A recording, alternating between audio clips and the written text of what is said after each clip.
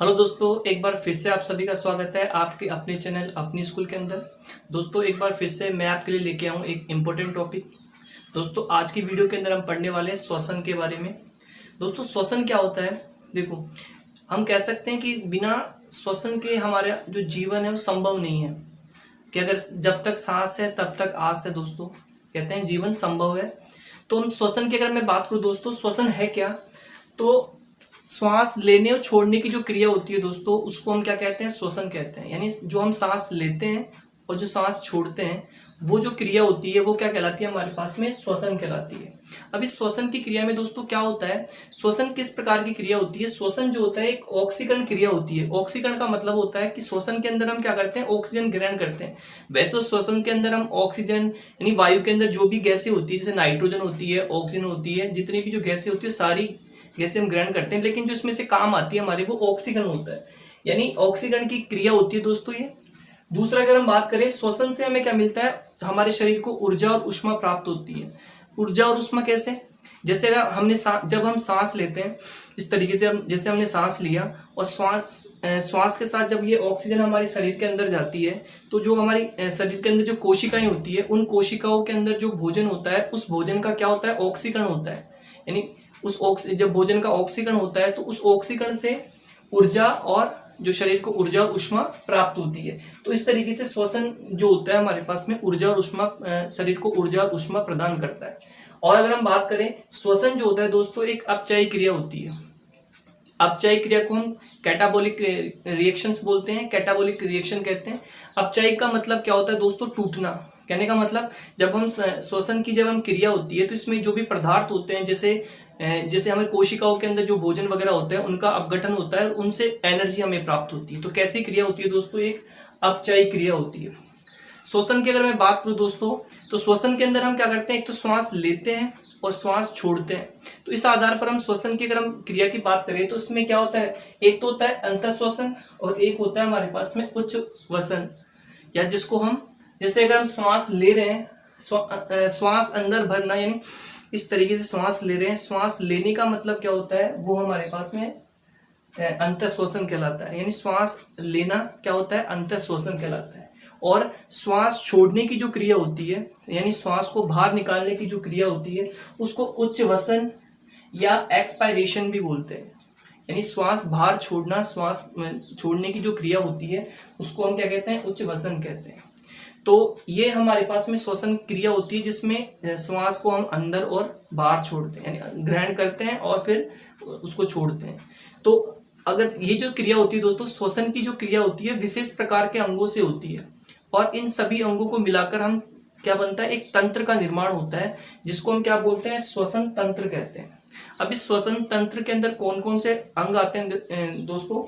इस श्वसन तंत्र के अंदर आता है, एक तो आता है नासा छिद्र, एक आता है हमारे पास में नासा कपाट, एक होता है ग्रसनी, एक होता है स्वर यंत्र, एक होता है श्वास नली, एक श्वसनी, एक होता है श्वसनिका और एक होता है हमारे पास में कूपिका। ये सारे क्या होते हैं दोस्तों? ये श्वसन अंग होते हैं। श्वसन तंत्र के अंदर जिसके द्वारा हम श्वास लेते हैं, श्वास लेने श्वसन की जो क्रिया होती है वो सारे ये इन अंगों के द्वारा होती है, यानी इनके द्वारा होती है। करते हैं नासा छिद्र की। देखो नासा छिद्र क्या होता है, आप देख सकते हो। जैसे ये जो हमारी नाक होती है, इस नाक के सामने इस तरीके से यहाँ पे दो छिद्र है, इसको हम क्या बोलते हैं? नासा छिद्र कहते हैं। जो श्वास होती है, जो वायु होती है, वो इन्हीं नासा छिद्रों के द्वारा हमारे फेफड़ों के अंदर जाती है। दूसरी बात करें नासा कपाट। अब ये नासा कपाट क्या होता है? ये जो नाक होती है, इस नाक के अंदर यहाँ पे एक क्या होता है? इस तरह से देखो आप, ये वाला जो हिस्सा होता है इसको नासा कपाट बोलते हैं। यहाँ पे एक अड्डी सी कुछ दिख रही होगी, ये क्या होता है? नासा कपाट होता है। जैसे हम श्वास लेते हैं दोस्तों, श्वास लेने पे क्या होता है? जो वायु होती है, ठीक है, उस वायु के अंदर धूल के कण भी होंगे। तो नासा छिद्र के अंदर क्या होते हैं? इस तरीके से आपको देखा होगा नाक के अंदर ये बाल से जो होते हैं वो क्या करते हैं? ये जो हमारे ये धूल के कण होते हैं, इन धूल के कणों को ये हमारी श्वास नली के अंदर नहीं जाने देते हैं, धूल के कणों को रोक लेते हैं ये। इसके बाद में जो श्वास आगे तक ये नासा कपाट के अंदर जाती है, तो नासा कपाट के अंदर भी क्या होता है दोस्तों? एक चिपचिपे पदार्थ होता है, जिससे जो धूल के कण जो शेष बच जाएंगे, वो धूल के कण क्या करते हैं? उस नासा कपाट के अंदर जो चिपचिपा पदार्थ होता है वहां पे चिपक जाते हैं और वो श्वास नली के अंदर नहीं जा पाते हैं। ठीक है। तीसरी बात करते हैं ग्रसनी। ग्रसनी क्या होती है दोस्तों? ग्रसनी जैसे हमने उसमें भी पढ़ा था, पाचन तंत्र के अंदर भी था हमारे। तो ग्रसनी क्या होती है? यहाँ पे इस तरीके से एक नली होती है, यहाँ पे इस तरीके से, ये क्या है दोस्तों? ग्रसनी है। यहाँ पे इस तरीके से ये क्या होती है? ग्रसनी होती है। इसके बाद में चौथा आता है स्वर यंत्र। स्वर यंत्र यानी जो हमारी आवाज जहाँ से आ रही है, देखो यहाँ पे कंठ सा होता है, जो स्वर यंत्र का मतलब ग्रसनी से नीचे वाला एक हिस्सा होता है यहाँ पे, ये इसको बोलते हैं स्वर यंत्र। इसके बाद में दोस्तों पांचवा है हमारे पास में श्वास नली।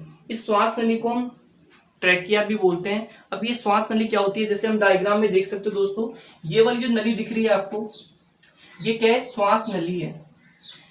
ये वाली जो नली दिख रही है आपको, ये क्या है? हमारे पास में श्वास नली है। अब इस नली के देखो आप पे, इस नली के यहाँ पे कुछ इस तरीके से संरचनाएं दिख रही है आपको, सी शेप के अंदर। इनको हम बोलते हैं कार्टिलेज बोलते हैं दोस्तों। ये कार्टिलेज क्या काम करता है? ये कार्टिलेज जो काम होगा इसका, ये क्या करता है? जैसे हम ये श्वास नली होता है उसको पिचकने नहीं देता है। कहने का मतलब अगर ये कार्टिलेज ना हो, कार्टिलेज का मतलब होता है कोमल हड्डी होती है दोस्तों, कार्टिलेज जो सॉफ्ट हड्डी होती है। तो यहाँ पे क्या होता है? यहाँ पे इस तरीके से ये कार्टिलेज जो होता है ये क्या करता है? श्वास नली को बंद नहीं होने देता। यानी कि श्वास नली अगर मान लो ये कार्टिलेज नहीं हो तो श्वास नली क्या हो जाएगी? पिचक जाएगी, और जिससे श्वसन की जो क्रिया होगी, सांस लेना क्या हो जाएगा? कठिन हो जाएगा।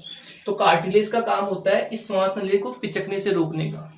इसके बाद में हम बात करते हैं, इसके बाद में आता है श्वसनी। इस श्वसनी देखो दोस्तों, यहाँ पे ये तो श्वास नली है। श्वास नली के बाद में यहाँ पे दो सिरे दिख रहे हैं इस तरीके से, ये जो मेन दो ब्रांच दिख रही है, इनको हम बोलते हैं श्वसनी। इंग्लिश में इसको ब्रोंकाई बोलते हैं दोस्तों। तो यहाँ पे इसके दो हिस्से होते हैं इस तरीके से, ये क्या होती है? श्वसनी होती है। श्वसनी के बाद में आता है दोस्तों श्वसनिका, उसको हम बोलते हैं ब्रोंकियोलस। ये ब्रोंकियोलस होता है। तो ये देखो दोस्तों, यहाँ श्वसनिका क्या होती है? यहाँ पे ये तो क्या है हमारे पास में? ये तो है श्वसनी, ये जो आपको दिख रही है ये तो मेन आ गई श्वास नली। इस श्वास नली के दो हिस्से हो गए इस तरीके से, जिसको हम क्या बोलते हैं? उसको हम बोलते हैं श्वसनी। ठीक है, ये दो हिस्से हो गए। और इसके बाद में देखो, इसके बाद में दो हिस्सों के बाद में ये जो हिस्से दिख रहे हैं इस तरीके से, ये वाले, ये जो अलग अलग शाखाएं दिख रही है, इनको हम क्या बोलते हैं दोस्तों? इनको हम बोलते हैं श्वसनिका। ये क्या होती है? श्वसनिकाएं होती है। ठीक है, इसके बाद में ये आता है कूपिका। अब देखो कूपिका क्या होती है? यहाँ पे इधर देखो इस डायग्राम के अंदर यहाँ पे इस तरह से गुब्बारे के समान ये संरचना आपको दिख रही है इस तरीके से। ये वाली जो संरचना है, ये वाली इस तरीके से, ये क्या है दोस्तों? कूपिकाएं होती है। ये कूपिकाएं, या इनको हम बोल सकते हैं वायु कोष्ठ होते हैं। ये जो वायु होती है दोस्तों, वो इन्हीं यहीं पे आके इकट्ठी होती है। यानी जैसे यहाँ पे क्या होता है, जैसे इधर से वायु आई, ये श्वास नली के अंदर से वायु यहाँ से होके इनके अंदर जाएगी, और ये क्या हो जाएंगे? यहाँ पे इनमें इकट्ठी हो जाएगी। तो ये क्या होती है दोस्तों? इनको हम बोलते हैं कूपिका। अब यहाँ पे देखो दोस्तों, यहाँ इस डायग्राम के अंदर यहाँ पे ये जो इस तरीके से आपको आकृति दिख रही है, इसको हम बोलते हैं डायफ्राम। अब ये डायफ्राम क्या काम करता है? डायफ्राम होता क्या है दोस्तों? डायफ्राम जो होता है एक पेशीय परत होती है। पेशीय परत का मतलब वैसे तो हम कह सकते हैं, जो डायफ्राम जो होता है एक मांस का ही हिस्सा होता है दोस्तों, ये एक पेशीय परत होती है। अगर हम इसके कार्य की बात करें तो ये श्वसन के जो श्वसन होता है उस श्वसन की क्रिया में सहायक होता है। श्वसन की क्रिया में कैसे सहायक होता है?